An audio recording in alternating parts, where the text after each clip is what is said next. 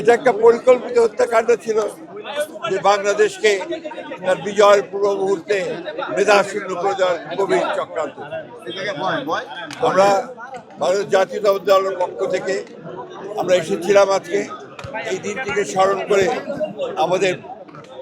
দলের চেয়ারপারসন দেশনেত্রী বেগম খালেদা জিয়া, যিনি অত্যন্ত অসুস্থ, তার পক্ষ থেকে আমাদের ভারপ্রাপ্ত চেয়ারম্যান জনাব তারেক রহমানের পক্ষ থেকে বাংলাদেশ জাতীয় দলের সকল নেতাকর্মীদের পক্ষ থেকে আমরা আজকে এই শহীদ বুদ্ধিজীবী স্মৃতিসৌধে এসে আমরা শ্রদ্ধা নিবেদন করেছি, শপথ গ্রহণ করেছি যে আমরা যে কোনো মূল্যেই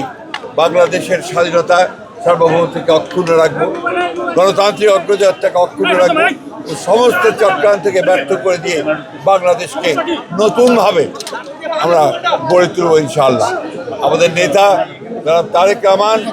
যিনি আমরা আশা করছি যে 25 ডিসেম্বর আমাদের মাঝে এসে পৌঁছবেন, তার যে নতুন বাংলাদেশ গড়ার যে স্বপ্ন 31 দফার ভিত্তিতে, এবং একই সঙ্গে যে স্লোগান তিনি দিয়েছেন যে আমার দেশ বাংলাদেশ,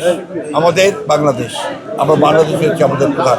সেই লক্ষ্যে আমরা এগিয়ে যাব। চক্রান্তকে ব্যর্থ করে দিয়ে